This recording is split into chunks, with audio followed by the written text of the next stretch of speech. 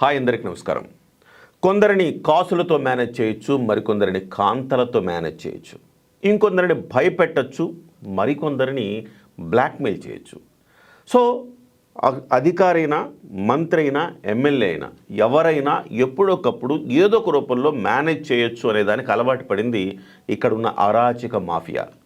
కానీ వీటేటికి అతీతం నేను అని మరొక్కసారి నిరూపించారు పవన్ కళ్యాణ్ గారు.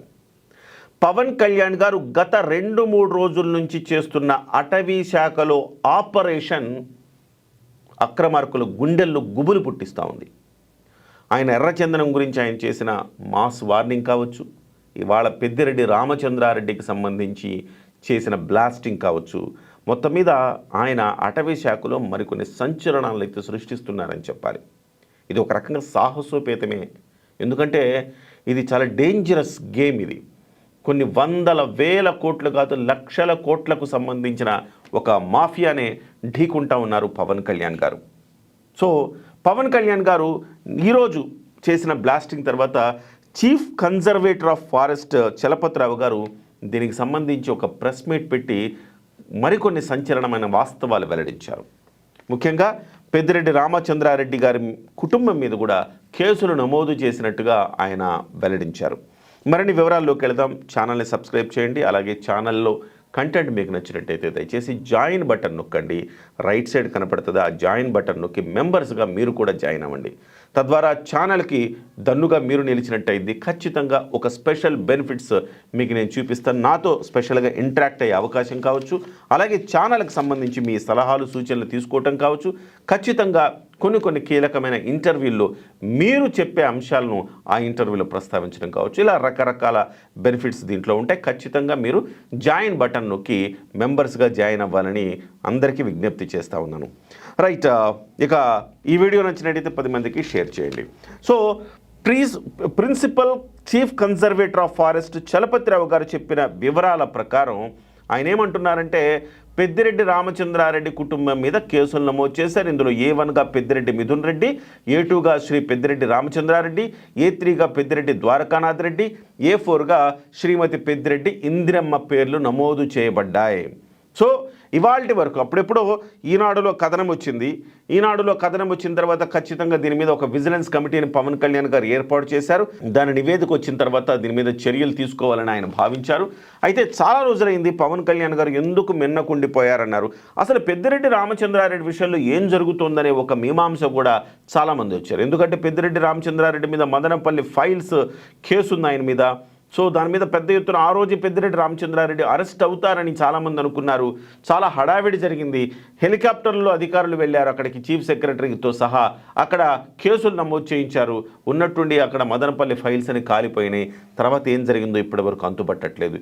ఏం జరిగింది, రాజీ పడ్డారా అన్న భావన ప్రజల్లో కలుగుతోంది. అదే సమయంలో ఇప్పుడు ఖచ్చితంగా పవన్ కళ్యాణ్ గారు కూడా రాజీ పడ్డారన్న భావనలోంచి మళ్ళీ కాదు, సందర్భం రావాలి, సమయం రావాలి, ఖచ్చితంగా నేను చర్యలు తీసుకుంటానని పవన్ కళ్యాణ్ గారు నిరూపించారు. ఇవాళ పవన్ కళ్యాణ్ గారు స్వయంగా వీడియో రిలీజ్ చేసిన తర్వాత అటవీ శాఖ ఇవాళ పెట్టిన ప్రెస్ మీట్లో సంచలనమైన విషయాలు వెల్లడయ్యాయి.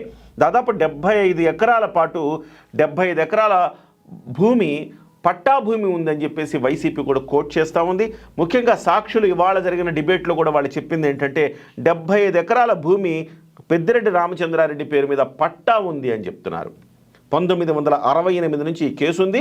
1968 తర్వాత నుంచి కోర్టులో రకరకాల సందర్భాల్లో పోరాడిన తర్వాత 2000 సంవత్సరంలో పెద్దిరెడ్డి రామచంద్రారెడ్డి కొనుక్కున్నారు వాళ్ళ దగ్గర నుంచి. 2001లో ఆయన పట్టాలు పొందారు. అది కూడా చంద్రబాబు నాయుడు గారు హయాంలో ఆయన పట్టాలు పొందారు అని చెప్పేసి వాళ్ళు సవాళ్ళు చేస్తున్నారు. అయితే వీటన్నిటికి సంబంధించి కాదురా అబ్బాయి, 75 ఎకరాల పట్టాలు ఉంది సరే, ఆ పక్కనున్న 32 ఎకరాల పాటు ఉన్న భూమిని మీరు ఎందుకు కబ్జా చేశారని వాళ్ళ అటవీ శాఖ అడుగుతోంది. దాంట్లో ఉద్యానవన పంటలు, మామిడి పంటలు, రకరకాల పంటలు సాగు చేస్తున్నారని చెప్తుంది. దీనికి సంబంధించి ఒకసారి చూద్దాం వాళ్ళు చెప్పిన వివరాలు. 1968 గెజెట్ ప్రకారం మంగళంపేట అటవీ ప్రాంతాల్లో 75.74 ఎకరాలకు పట్టాలున్నాయి. అయితే 32.63 ఎకరాల అటవీ భూమిని కూడా కలిపేసుకున్నారు. దానికి కంచె వేశారు. అటవీ భూమిలో ఉద్యాన పంటలు వేసి సాగు చేసి ఆదాయం పొందారు. చట్టవిరుద్ధంగా బోర్వెల్ తవ్వారు. అటవీ వనరులు దుర్వినియోగం చేశారు. దాదాపు 1,26,00,00,000 విలువైన అటవీ సంపదకు నష్టం వాటిల్లింది. వీరి మీద ఏపీ ఫారెస్ట్ యాక్ట్ 1967 కింద కేసులు నమోదు చేసి నోటీసులు ఇవ్వటం జరిగింది అని చెప్పేసి చెప్తా ఉన్నారు. 32.63 ఎకరాలకు చట్టబద్ధమైన పత్రాలను కూడా వారు సమర్పించలేకపోయారు. అటవీ భూములు ఆక్రమించిన ఎవరిని వదిలిపెట్టే ప్రసక్తి లేదు. వారికి సహకరించిన అధికారులపై చర్యలు తీసుకుంటాం. అటవీ భూముల అన్యాక్రాంతంపై విచారణకు రాష్ట్ర స్థాయిలో కమిటీని ఏర్పాటు చేశాం. అన్యాక్రాంతమైన భూములను తిరిగి స్వాధీనం చేసుకుంటాం. అటవీ భూముల వివరాలను వెబ్సైట్లో పెట్టాలని గౌరవ ఉప ముఖ్యమంత్రి అటవీ పర్యావరణ మంత్రి పవన్ కళ్యాణ్ ఆదేశించారు. ఈ సర్వే మొత్తం పూర్తి చేసి స్థలాల వివరాలను వెబ్సైట్లో పెడతాం. ఇది వివరాలు. అంటే ఏం జరగబోతోంది? ఇవాళ ప్రజలకు బాధ్యత అప్పగిస్తున్నారు పవన్ కళ్యాణ్ గారు. గతంలో కూడా నేను చెప్పాను, ఎర్రచందనం గురించి కావచ్చు, రోడ్లకు సంబంధించి కావచ్చు, పవన్ కళ్యాణ్ గారు వెబ్సైట్లో పొందుపరచండి.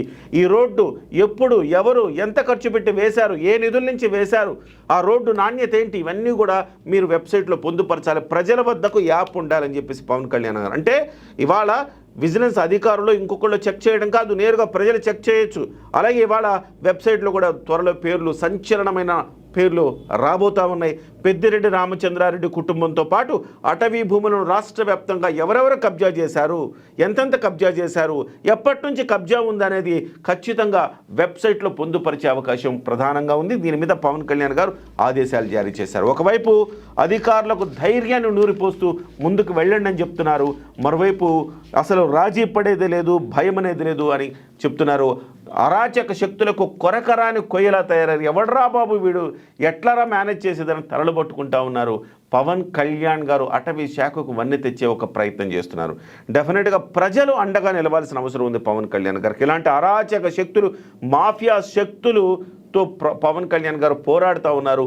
On behalf of people, public అనమాట. పబ్లిక్ కోసం ఆయన పోరాడుతున్నారు. కాబట్టి చాలామంది చేయలేనిది పవన్ కళ్యాణ్ గారు ఇవాళ చేస్తున్నారు. మొత్తం మీద పెద్దిరెడ్డి చీటి చిరిగింది. రేపు మాపు అరెస్టులు ఖాయమంటున్నారు. డెఫినెట్గా అటవీ శాఖ ఉక్కుపాదం మోపబోతోంది. Hats off to Pawan Kalyan. ఇది మాత్రమే కాదు, పెద్దిరెడ్డి రామచంద్రారెడ్డి కుమారుడు పెద్దిరెడ్డి మిథున్ రెడ్డి 2024 అఫిడవిట్లో కూడా చాలా తప్పుడు గణాంకాలు చూపించారని చెప్పేసి పవన్ కళ్యాణ్ గారు బయటపెట్టడం జరిగింది. వాస్తవానికి రిజిస్ట్రేషన్ జరిగిందేమో 45 ఎకరాలంట. రిజిస్ట్రేషన్ రికార్డులో 45 ఎకరాలే ఉందట. కానీ వెబ్లాండ్ రికార్డులోకి వచ్చేటప్పటికి 77 ఎకరాలు వస్తుంది.